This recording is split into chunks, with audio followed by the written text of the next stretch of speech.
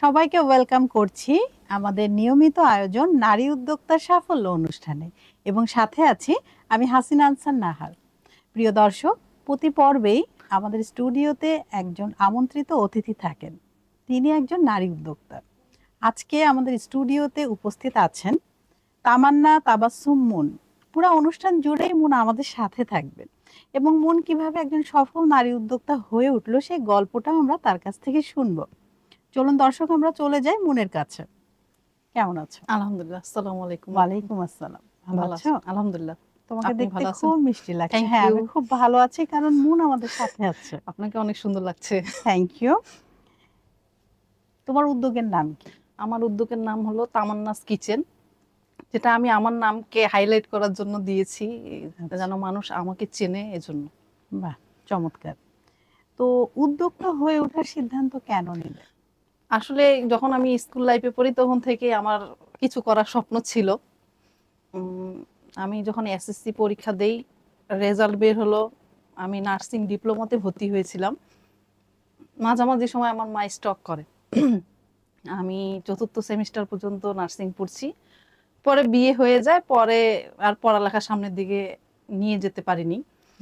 তো খুব ডিপ্রেশনে চলে গেছিলাম এই বিষয়টা নিয়ে। আসলে আমার যে স্বপ্ন ছিল যে আমি কিছু করব, নিজের পায়ে দাঁড়াবো, সেটা হয়ে ওঠেনি। তখন এই শুয়ে বসে থাকতে থাকতে একদিন ফোনে দেখি যে হচ্ছে দিনাজপুরে একটা গ্রুপ ছিল, দিনাজপুরের উদ্যোক্তা বর্গ। সেই গ্রুপে দেখি যে মেয়েরা স্বাবলম্বী হচ্ছে, তারা নিজে নিজে কিছু করার চেষ্টা করতেছে। আমি ভাবলাম আমি কেন করতে পারবো না, আমিও তাহলে শুরু করি। তো সেটা থেকেই ইন্সপায়ার হয়ে আমি আমার বিজনেস লাইফে আসি। তো প্রথমে কি দিয়ে শুরু করো? প্রথমে আমার কেক দিয়েই শুরু হয়। কেকটা থেকে এখন ক্যাটারিং পর্যন্ত চলে গেছি আর কি। কেকের পাশাপাশি ফাস্টফুড আইটেম সব মিলাই আর কি এখন আলহামদুলিল্লাহ। সবচেয়ে বেশি অর্ডার কিসের আসে? আমার কেকেরই অর্ডার বেশি আসে, প্রতিদিন 4-5টা থাকেই। আচ্ছা, আর ফ্যামিলি সবাই কোন আইটেমটা পছন্দ করে তোমার? ফ্যামিলির মানুষেরা আমার সব আইটেমই তারা খুব মজা করে খায়, এটাই অনেক বড় পাওয়া। আমি যেটাই খেতে দেই তারা খুব মন ভরে খায় আর কি, আর খুব প্রশংসা করে। তোমার নিজের কোনটা পছন্দ তোমার হাতের?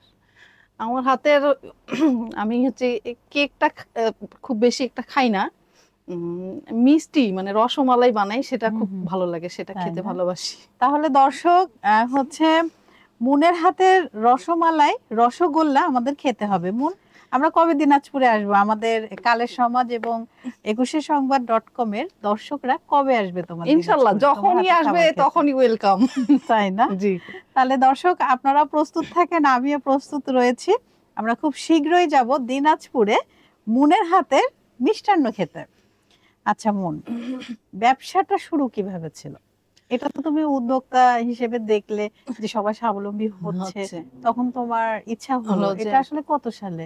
এটা হলো 2021 সালে, করোনাকালীন সময়ে সম্ভবত। তো সবাই তো আর বাইরে গিয়ে কিছু নিতে পারছে না, তখন তো অনলাইনে সবাই অ্যাডাপ্টেড হয়ে গেল। তো এই গ্রুপগুলোতে, দিনাজপুরের কিছু গ্রুপ আছে যেগুলোতে আমি পোস্ট করলাম, অনেক সাড়া পাইলাম।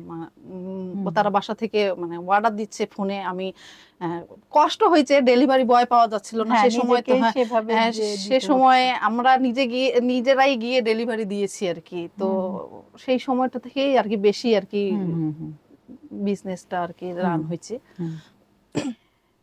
ব্যবসা শুরু করতে আসলে কত টাকা মূলধন নিয়ে তুমি এই ব্যবসা শুরু করেছিলে? মূলধন না, আমি কেক শেখার পরে যখন ভাবলাম আমি বিজনেস করব, কারো কাছে সাপোর্ট পাইনি ফ্যামিলি থেকে। আমাকে বলছিল যে বিজনেস কেন করতে হবে, বিজনেস কেন করতে হবে। শুরুতেই আমি কারো সাপোর্ট পাইনি। শেষে আমি আমার নানির কাছ থেকে 5,000 টাকা নিয়ে আসে সিঙ্গার শোরুমে গিয়ে ডাউন পেমেন্ট দিয়ে একটা ওভেন কিনছিলাম। ওভেন কিনে নিয়ে আসি, ফার্স্ট দিনেই কেক যখন বানাই, তো ফ্যামিলির মানুষরা খায়, অনেক প্রশংসা করছে। বিজনেস শুরু করতে যাওয়ার খুবই আমাকে কষ্ট করতে হয়েছে। যে কারণটা হলো, প্রথমে তো কেউ আমার খাবার না টেস্ট করে বুঝবে না যে আসলে এটা কি খাচ্ছি বা কেমন খাচ্ছি। তো এরকম প্রায় 20-25 হাজার টাকার কেক আমি ফ্রিতে মানুষকে খাওয়াইছি আগে। সরকারি অফিস সব জায়গাতে সব স্যারদেরকে নিয়ে গিয়ে গিয়ে খাওয়াইছি। তারপরে হুট করে একদিন মনে করেন অর্ডার আসলো। ওই অর্ডার আসা শুরু হইলো তো মনে হয় আমার লাইফ চেঞ্জ হয়ে গেল, মানে এত বেশি অর্ডার, মানে আল্লাহর অশেষ রহমত যে আমি অনেক অর্ডার পাইছি, এখন পর্যন্ত চলতেছে। আমার অনেক রিপিট ক্লায়েন্ট আছে যারা রেগুলার আমার কাছ থেকে কেক নেয়। এইভাবে চলছে। কেক বিজনেসে তোমার কেক অন্যদের থেকে আলাদা কেন? কেন তোমার থেকে কেক নেবে? কারণ কেকের বিজনেস তো অনেকেই করছে। কেকের বিজনেস মানে আমার কাছে নেওয়ার কারণটা হলো যে আমি হচ্ছে কেক সেল করি না, ভালোবাসা দেই আর কি। আচ্ছা। ভালোবাসা, আমি মনে করি যে যারা কেক নেয় আমার কাছ থেকে, আমার সন্তান যেমন আমি আমার সন্তানকে সব থেকে ভালো জিনিসটা খাওয়াবো, আমি মনে করি যে তারা যেন তাদের সন্তানকে বেস্ট খাবারটাই খাওয়ায়, সেজন্য আমি সেইভাবে আর কি প্রিপেয়ার করে, এই জন্য মায়ের হাতে ছোঁয়া দিয়ে। তো সোশ্যাল মিডিয়ার ভূমিকা আসলে ব্যবসায় কতটা গুরুত্বপূর্ণ? অনেক অনেক গুরুত্বপূর্ণ। সোশ্যাল মিডিয়া না থাকলে আমি তামান্না তো এইখানে আসতাম না। সোশ্যাল মিডিয়া মানে কিছু গ্রুপ আছে, মানে আমাদের যারা নারী উদ্যোক্তা তাদেরকে এগিয়ে নিয়ে যাওয়ার জন্য আমাদের অনেক সাপোর্ট করে। ওরা ওই গ্রুপগুলোতে আমরা যখন পোস্ট করি তখন তো কাস্টমার আসে, এই জিনিসটা অনেক অনেক সাপোর্ট করে আর কি। এই যে গ্রুপগুলো যে কাজ করে, অনেকে বিভিন্ন গ্রুপে ইনভাইট করলে অনেক বিরক্ত বোধ করে যে এত গ্রুপ কেন, কিন্তু আসলে কি গ্রুপের প্রয়োজনীয়তা আছে? অবশ্যই অবশ্যই গ্রুপের প্রয়োজনীয়তা অবশ্যই আছে। গ্রুপগুলা আছে দেখে আমরা নারী উদ্যোক্তারা টিকে আছি। এই গ্রুপের মাধ্যমে মনে করেন যে 1 লাখ 2 লাখ আবার কারো 50,000ও মেম্বার আছে। একটা পোস্ট করলে যদি 20 জন মানুষও দেখে, ওখান থেকে তো একটা কাস্টমার আসবে। তা ঠিক। করোনার সময় ব্যবসা শুরু করার অভিজ্ঞতা কেমন ছিল? করোনার সময় অর্ডার অনেক পাইছি, কিন্তু মানে ওইখানে ওই যে ডেলিভারি বয় পাওয়া যাচ্ছিল না, নিজেদেরকে গিয়ে ডেলিভারি দিতে হয়েছে। এখানে অনেক কষ্ট করতে হয়েছে সেই সময়, না লকডাউন, অনেক প্রবলেম, তারপরেও ওইভাবে গিয়ে কাজ করা হয়েছে আর কি। তারপরেও তো তোমরা সেবামূলক কাজ করছো। আসলে রান্না এটা তো সেবামূলক একটা কাজ, আর ওই সময়টা খুব দরকার ছিল। সবাই তো বের হতে পারতো না। শুধু কেকই না, সে সময় আমার ক্যাটারিং সার্ভিসও ছিল, ভাত থেকে শুরু করে সবকিছু আমরা ডেলিভারি করছি। মানে দৈনন্দিন প্রয়োজন, যারা এমনও কিছু ক্লায়েন্ট ছিল যে তাদের বাসায় রুগী রান্না করতে পারছে না, তাদের এটা কাস্টমাইজ করে রান্না করে দিয়ে আসছে গিয়ে। তাই? বাহ, চমৎকার কাজ করেছো। তো একজন নারী হিসেবে ব্যবসার সবচেয়ে বড় চ্যালেঞ্জ কি ছিল তোমার? চ্যালেঞ্জ ছিল ফ্যামিলি থেকে সাপোর্ট পাইনি। এটা মানে শুরুতে কেউ সাপোর্ট করেনি, মেয়ে মানুষ কেন বুঝতে পারেনি আসলে বুঝতে কি কাজ করছো বা করতে পারবা কিনা। জি, সাপোর্ট করেনি। তারপরে যখন এইভাবে কেকের অর্ডার আসলো, খাবারের অর্ডার আসলো, আমাকে সবাই চিনতেছে, সব থেকে আগে আমার হাজবেন্ড আসে আমাকে সাপোর্ট করছে। সে এখন পর্যন্ত আমি এখানে আসছি এটাও তার জন্য, যে সে আমাকে এত দূর আসতে দিছে। তবে অনেক কষ্ট করে এই পর্যন্ত আসছি। আমার স্বপ্ন ছিল যে আমি ভালো একটা ইনস্টিটিউট থেকে একটা শেফ কোর্স করব, সেটা পারমিশন পাইতে প্রায় 5 বছর কাটে গেছে। 5 বছর পর আসে আমি এখন সেই কোর্সটা করতে পারছি আলহামদুলিল্লাহ। এই 5টা বছর তো তোমাকে অনেক কষ্ট করতে হয়েছে, অনেক নিজেকে প্রমাণ করতে হয়েছে যে আমি পারবো, আমি করছি, আমি সেরা, আমি পারবো, আমি ভালো কিছু দিব। এবং তুমি পেরেছো। জি আলহামদুলিল্লাহ আমি পেরেছো। কংগ্রাচুলেশন। কারণ আজ তুমি তামান্না নামে তোমাকে দিনাজপুরে চিনে সবাই। সম্প্রতি কিন্তু তানিয়ার তামান্নার হচ্ছে আয়োজনে এক বিশাল কর্মশালা হলো বেকারি, লাইভ বেকারির। সেখানে শেফ হিসেবে ছিলেন সাজ্জাদ শেফ সাজ্জাদ। তো সেখানে কতগুলো আইটেম ছিল? 20+ আইটেম ছিল। 20+ আইটেম ছিল এবং দারুণ আয়োজন হয়েছে এবং স্টুডেন্টও অনেক ছিল। তামান্না নিজে আয়োজন করেছে, আয়োজক হিসেবেও তার অনেক সুনাম সেখানে।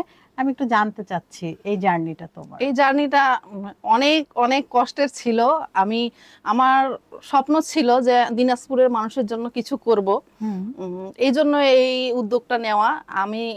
আমি যেমন তামান্না ঢাকাতে শেফ কোর্স করতে আসার জন্য আমাকে 5 বছর অপেক্ষা করতে হয়েছে। আমি চাইনি যে দিনাজপুরের বোনেরা যারা আছে, বোনেরা ভাইয়েরা যারা ঢাকায় টাকা খরচ করে বা ফ্যামিলি সাপোর্ট ছাড়া তো সম্ভব না, সবাই পায় না, আমি চাইছিলাম যেন তারা দিনাজপুরে বসে এই সুযোগটা পায়। এই জন্য হচ্ছে আমি এই কর্মশালার আয়োজন করি। এই কর্মশালার আয়োজন করতে গিয়ে আমাকে অনেক সমস্যার সম্মুখীন হয়েছে। অনেক মানুষ আমাকে বাধা দেওয়ার চেষ্টা করছে, এমনকি আমার প্রোগ্রাম চলাকালীন সময় মোবাইল কোর্টও আসছিল আমাদেরকে আটকানোর জন্য। কিন্তু আমরা তো কোনো অন্যায় কাজ করছি না, আমরা সেবামূলক কাজ করছি, ভালো কিছু করছি, নারীদেরকে নিয়ে কাজ করছি, উদ্যোক্তাদের এগিয়ে নিয়ে যাচ্ছি, হ্যাঁ স্বাবলম্বী করছো। জি জি। তো তারা কিছু করতে পারেনি, শেষে ওরা আসে বলছে যে আপনি তো সেবামূলক কাজ করতেছেন, এই জন্য হচ্ছে আপনাকে সাধুবাদ জানাই। তারা আমাকে এভাবে যখন বলে গেছে তখন আমি মানে খুবই আনন্দিত হয়েছি যে আসলে তারা যে আমাকে ব্লেম পায়ে আমাকে ই করার জন্য আসছিল, কিন্তু কিছু করতে পারেনি, বলে গেছে। ওরা আমাকে কংগ্রাচুলেশন জানাই গেছে যে আপনি দিনাজপুরের মানুষের জন্য ভালো কিছু করতেছেন। এটা তো তোমার জন্য অনেক বড় পাওয়া, অনেক বড় পাওয়া। অনেক যে পাঠিয়েছে কমপ্লেন করে সেই ছোট হয়ে গেল, তুমিই বড় হয়ে গেলে। জি জি জি। এখন তো দিনাজপুরে আমি বের যদি হই তখন বলে না আপনি ওই আপুটা না, আপনি যে কর্মশালা করলেন, ভাইরাল আপু হয়ে গেছে। জি জি। আমি চাই সামনের দিনে আরো দিনাজপুরে নতুন নতুন কর্মশালা নিয়ে যাব। ট্রেনার হিসেবে অবশ্যই আপনাকেও আমি নিয়ে যাব দিনাজপুরে। ইনশাআল্লাহ আমি যাব। জি। নেক্সট কি স্টেপ নিচ্ছ? নেক্সট হচ্ছে আমি আপনাকে নিতে চাই আর কি আমাদের মিষ্টির ক্লাসের জন্য। আচ্ছা, ট্রেনার হিসেবে। আশা করি আপনি আমাকে সাপোর্ট দিবেন। হ্যাঁ, অবশ্যই যাব, কারণ আমাদের কাজই তো এটা। মানুষ যারা আছে, যারা আসতে চায় এই প্রফেশনে, আসলে খাবারের ব্যবসা একটা, আমি কি বলবো, মানে কোনো লস নেই। না না না, লস। মানুষ কিন্তু সব সময় খাবারটাকে গ্রহণ করছে। আপনার মৃত্যুর আগ মুহূর্ত পর্যন্ত কিন্তু মানুষ খাবারটাকে চায়। জন্মদিন, বিয়ে, মৃত্যুর সময়, মিলাদ মাহফিল, সব জায়গাতে খাবার তো আমাদের চালিকা শক্তি। তো এগুলো যদি আমরা শেখাই, তারা যদি ট্রেন আপ হয়ে তারাও যদি উদ্যোক্তা হয়, আরো উদ্যোক্তা তৈরি করে, তো এটা তো আমাদের দেশের জন্য আমার কথা হচ্ছে যে আমি উদ্যোক্তাদের মূল উদ্দেশ্য হলো যে ঘরে ঘরে যেন উদ্যোক্তা তৈরি। আমি একা কেন কাজ করব? না, অবশ্যই আমি সবাইকে নিয়ে সামনে আগাবো। মনের মধ্যে যদি থাকে যে আমি কাজ করতেছি, আরেকজন কেন করবে, হিংসা, আমার মধ্যে ওই জিনিসটা কাজ করে না। আমি চাই আমি সবাইকে নিয়ে সামনে আগাবো। সবাইকে নিয়ে সামনে আগালেই কিন্তু অনেক বড় একটা মানে আনন্দ এবং শক্তি। হ্যাঁ, শক্তি না, আসলে গ্রুপ মেইনটেইন করে যদি কাজ করা যায়, অনেক অনেক অনেক মানে আমাদের নারীরা যদি সবাই গ্রুপ মেইনটেইন করে কাজ করি, আমার মনে হয় না যে আমাদের কেউ আমাদেরকে বাধা দিতে পারবে না। এবং তুমি যাদেরকে নিয়ে করবা, 4 জনকে নিয়ে করলে 4 জনের কিন্তু 4টা গুণ আছে, তো 4টা গুণ তুমি পেয়ে যাচ্ছ। তাহলে আমি আমার ওয়ার্কশপের একটা মানে আমার অভিজ্ঞতার কথা বলি। অভিজ্ঞতাটা হলো এমন যে আমাদের যখন রেজিস্ট্রেশন শুরু হয়, দিনাজপুর শহরে ঢাকা থেকে শেপ নিয়ে যাওয়া 2500 টাকা রেজিস্ট্রেশন ফি। এটা কি অনেক বেশি আপু? রেজিস্ট্রেশন আইটেম অনেক ছিল। তারপরে তাদের জন্য স্টুডেন্টদের জন্য টি শার্ট ছিল, তারপরে হলো দুপুরের খাবার ছিল, সকালের নাস্তা, বিকালের নাস্তা, তারপরে হলো ভেনু ভাড়া, সব মিলায় শেপ যে ঢাকা থেকে যাবে তাকে তার থাকা খাওয়া, এগুলা তো পকেট থেকে কেউ দেয় না। তো সেগুলা মেইনটেইন করেই হচ্ছে আমাদেরকে কোর্স ফিটা নিতে হয়। তো এটা নিয়ে একটা কথা হয়েছিল যে মানে সাধারণ উদ্যোক্তাদের নাকি টাকা পয়সা লুটপাট হচ্ছে, এটা নিয়ে একটা কথা হয়েছিল। তো খুবই দুঃখজনক যে লুটপাট হওয়ার পরে আমার মানে যখন এটা নিউজ হয়, মানে দেয় আর কি যারা, তো এটা পোস্ট হয়েছিল, তো আমার স্টুডেন্ট টোটালি বন্ধ হয়ে গেছিল। এটা খুবই দুঃখজনক কথা। 5 জন রেজিস্ট্রেশন হয়েছে। আমাদের শেফ যিনি SM সাজ্জাদ ভাইয়া, সে বলছে আপু আপনি কোনো টেনশন নেবেন না, আমাদের যদি 4টাও রেজিস্ট্রেশন হয় আমরা 4 জনকে নিয়ে ক্লাস করব। তার এই কথাটা আমার মনে লাগে গেছিল যে তাকে আমি শেয়ার করছিলাম যে এরকম এরকম সমস্যা হচ্ছে। সে বললো কোনো সমস্যা নেই, 4 জন হলে আমরা 4 জনকে নিয়ে রেজিস্ট্রেশন করব। তো আমিও ওইভাবে আছি। সেজন্য আমাদের প্ল্যান ছিল যে আমরা এসি রুম একটা ভেন্যু নিব, যেন সারাদিন যারা ক্লাস করবে তারা যেন সুন্দরভাবে ক্লাস করতে পারে। শেষে একটা ছোটখাটো ভেন্যু আমরা নিই, ভয়ে ভয়ে আর কি, আসলে কথা বলতে তো দোষ নাই, ভয়ে ভয়ে আমি ছোট্ট একটা ভেন্যু ভাড়া নেই। আমি ভাবছি যে স্টুডেন্ট হবে কিনা, আমি কিভাবে কি করব। শেষ পর্যন্ত আপু আল্লাহর কি অশেষ রহমত, ক্লাসের আগের দিন থেকে শুরু করে ক্লাস চলাকালীন সময় আমার 40 জন স্টুডেন্ট রেজিস্ট্রেশন হচ্ছে আর কি। আমি তো মানে আনন্দে আমি আত্মহারা হয়ে যাচ্ছি যে আসলেই কি এটা হচ্ছে, বাস্তবে কি এটা হচ্ছে। তো যখন হয়ে গেল ক্লাস সাকসেস, মানে আমাদের ক্লাস চলতেছে 7:30 বাজে, তখন সেখানে মোবাইল কোর্ট আসে। আমি আসলে পুলিশ, ম্যাজিস্ট্রেট এগুলোতে অভ্যস্ত না, আমাদের ফ্যামিলির কেউই অভ্যস্ত না। আর আমরা তো রান্না নিয়ে কাজ করি, এটার সাথে এটাতে কোনো অভ্যস্ত, সম্পর্কই হ্যাঁ নেই। এটাতে অভ্যস্ত ছিলাম না।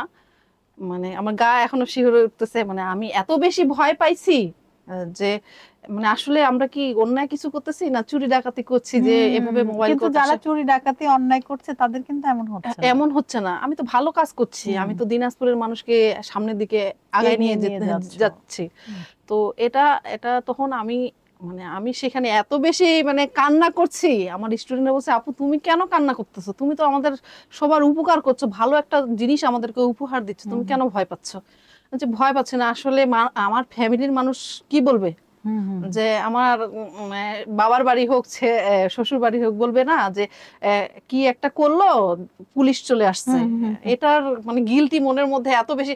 সঙ্গে সঙ্গে আমার হাজবেন্ডকে ফোন দিলাম যে এরকম এরকম। আমার হাজবেন্ড বলছে আরে বোকা তুমি ভয় পাচ্ছ কেন, তুমি তো কোনো অন্যায় কাজ করতেছো না। আমি বললাম, সে যখন এভাবে বললো তখন সাহস পাইলাম যে হচ্ছে আমার হাজবেন্ড তো আমার সাথে আছে। সে আবার 5 মিনিটের মধ্যে সেখানে চলে আসে আমাকে বলছে তুমি ভয় পাইও না, কিছু হবে না। তারপর আমাদের শেফকে ম্যাজিস্ট্রেট জিজ্ঞাসা করলো, সে তার কাগজপত্র নিয়ে, অবশ্যই আমরা তো সেইভাবে কাজ করব না, কারণ উনি একজন ট্রেনার, সে তো খালি হাতে আসবে না, তার অবশ্যই প্রুফ আছে সে ট্রেনার, ভালো কিছু করে। তো এটা দেখানোর পরে শেষে ম্যাজিস্ট্রেট আমাদের তো কিছু করতে পারলো না, সেই রেস্টুরেন্টের ওনারকে কিছু টাকা ফাইন করে চলে গেল। যাওয়ার আগে তারা আমাকে বলছে যে আপনি অনেক ভালো কাজ করছেন, আপনাকে অনেক সাধুবাদ জানাই যে আপনি দিনাজপুরের মানুষের জন্য কাজ করছেন, এটা অনেক বড় পাওয়া আপু। বাহ, চমৎকার। তোমার জার্নিটা মানে খুবই ভালো ছিল, এখান থেকে তুমি অনেক কিছু শিখতে পেরেছো, আসলে কিভাবে আগাতে হবে, কি লাগবে, কি করতে হবে, এখন তো বিষয়টা বুঝতে পেরেছো।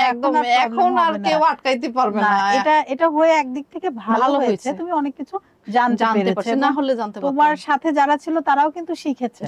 তো এই বিভিন্ন আমরা যখন একটা মানে বাধা পাই, মানে বাধার থেকে, ভুলের থেকেও কিন্তু শেখার আছে। তো ভুল দরকার জীবনে, আমি এটাই বলবো। তো তোমার জন্য অনেক অনেক শুভকামনা সামনের দিনগুলি। তুমি যেহেতু এই প্রশিক্ষণের ব্যাপারে উৎসাহিত, তোমার নিজের একটা ইনস্টিটিউট হোক, আমরা সেটা আশা করছি। জি, সামনের দিনে স্বপ্ন আছে দিনাজপুরে একটা ইনস্টিটিউট করব, দেখা যাক কতদূর কি হয়। না অবশ্যই। তো এই যে নারীরা যে কাজ করছে, কাজ করে বা সামনে করবে, তুমি এটাকে আসলে কিভাবে দেখছো? না, এটা তো অনেক ভালো বিষয়। আমি তো চাই ঘরে ঘরে নারী উদ্যোক্তা তৈরি হোক। একটা মেয়ে যখন স্বাবলম্বী হবে তখন তাকে কারো কাছে 10 টাকার জন্য হাত পাততে হবে না, সে তার ইচ্ছা মতন যা প্রয়োজন হবে নিতে পারবে। কারো কাছে 10 টাকা চায় নেওয়া যে কষ্টের, আমি চাই না এই কষ্টটা কেউ করুক। না অবশ্যই নারীদের কিছু না কিছু করতে হবে, অবশ্যই, মানে ঘরে বসে করলেও যেন সে কিছু একটা করে। অবশ্যই। দর্শক, আমরা কিন্তু অনেক সময় অনেকেই বড় বড় ডিগ্রিধারী নারীরাও আছেন, বিয়ের পরে স্বামী বাচ্চা কাচ্চা সামলাতে গিয়ে তারা আর সেই জবটা কন্টিনিউ করতে পারে না। তো সেক্ষেত্রে ঘরে বসে কিন্তু আর কেউ যদি ক্যাটারিং বিজনেস করে তাহলেও কিন্তু সেই সময়টা তার পার হয়ে যাচ্ছে, তার যে ট্যালেন্ট আছে সেটাও থাকছে এবং তার একটা নতুন পরিচয় তৈরি হচ্ছে। তো আসলে কিছু না কিছু করা উচিত। আপনি ঘর থেকে বের হতে পারছেন না, ঘরে বসেই করুন, আর যদি বের হতে পারেন তাহলে বের হয়ে করুন, কিন্তু কাজের মধ্যে থাকুন। এবার আমরা চলে যাব তোমার ছেলেবেলায়। ছেলেবেলা কোথায় কেটেছে? আমার জন্মস্থান হচ্ছে মঙ্গলপুরে, আমার নানি বাসায়। আচ্ছা, দিনাজপুরে একটু বাসে চড়ে যেতে 1 ঘন্টা সময় লাগে।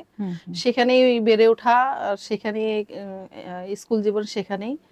তারপরে যখন কলেজে ভর্তি হই তখন দিনাজপুরে চলে আসি। তারপরে হচ্ছে ইন্টার পাস করেছি, নার্সিং পড়তেছিলাম, নার্সিং মাঝামাঝি সময় বিয়ে হয়ে যায়, পরে আর পড়ালেখা কন্টিনিউ করতে পারিনি।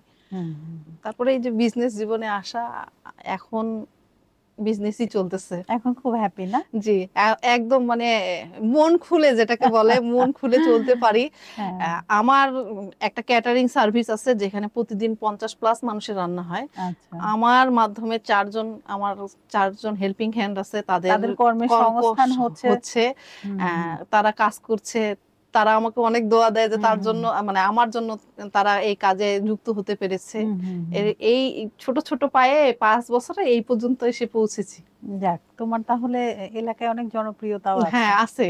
আগে মানে আমার এলাকায় আগে বলতো, আমার হাজবেন্ডের নাম নিয়ে বলতো যে হচ্ছে আপনি ওই ভাইয়ার ওয়াইফ না? এখন সবাই আমার এলাকাতে আসলে বলে কি যে ভাবিটা যে কেক বানায়, উনার বাসাটা কোথায়?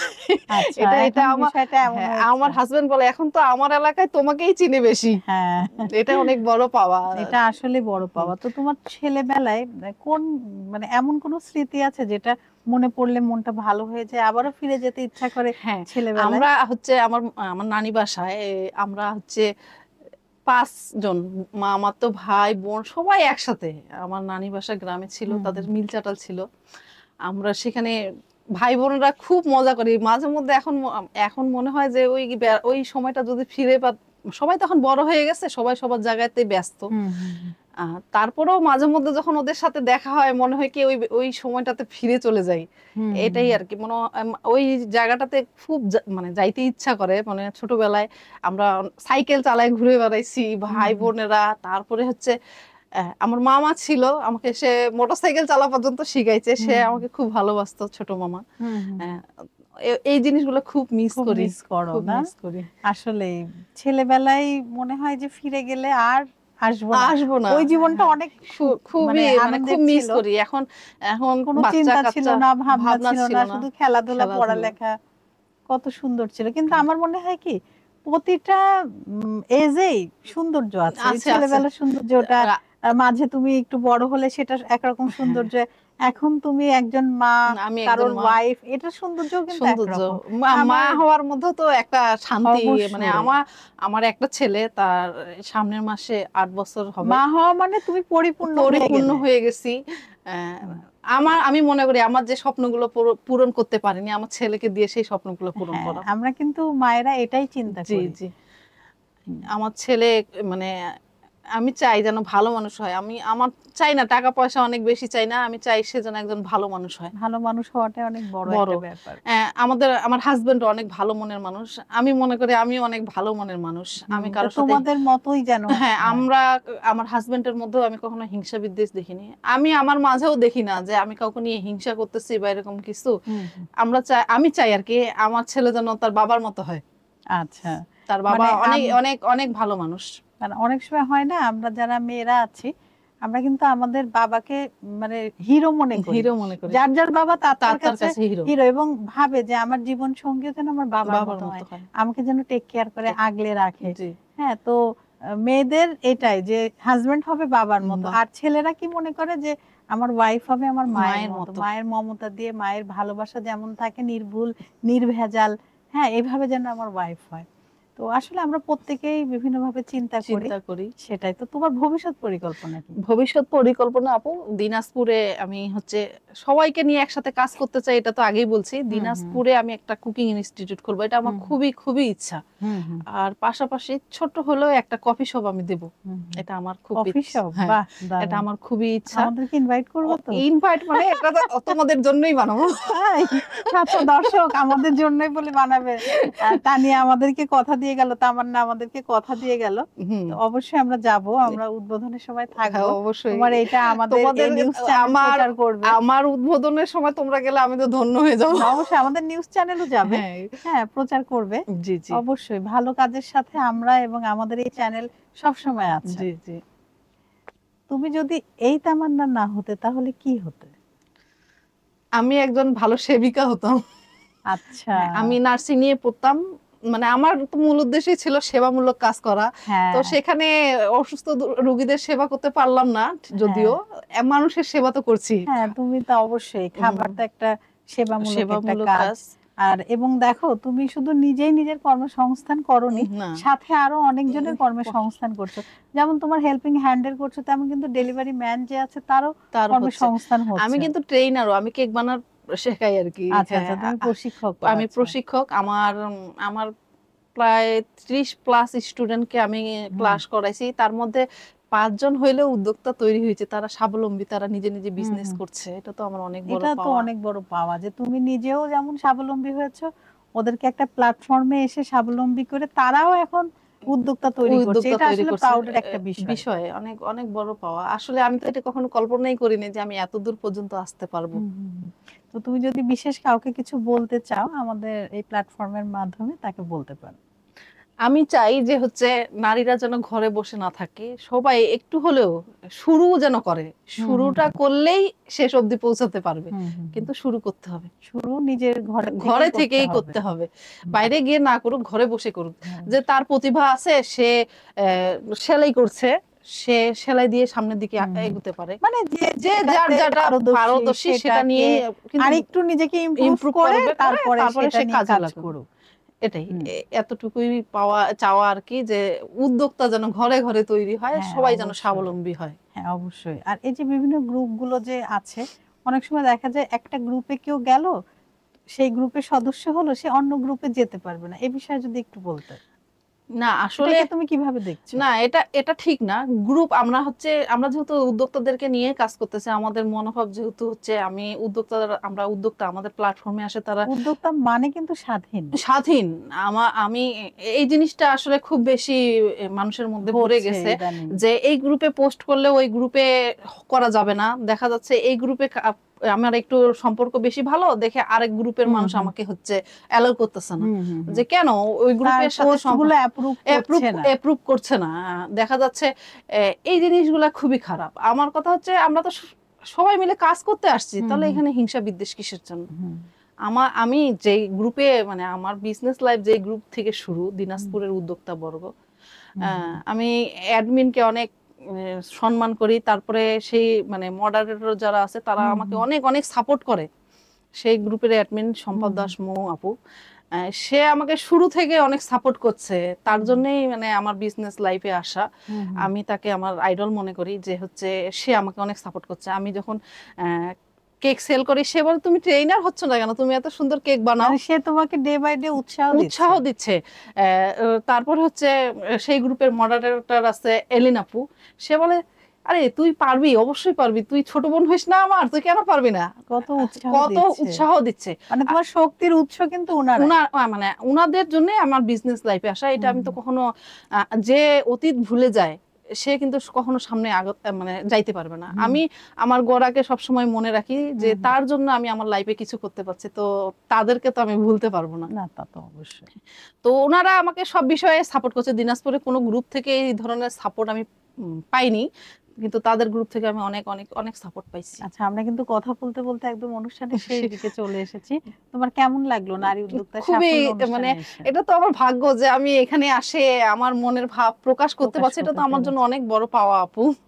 আমি একজন হচ্ছে হাউসওয়াইফ ছিলাম, সেখান থেকে বের হয়ে আসে আজকে আমি একটা চ্যানেলে আমার মনের ভাব বলতে পারছি, সেটা তো আমার জন্য অনেক বড় পাওয়া।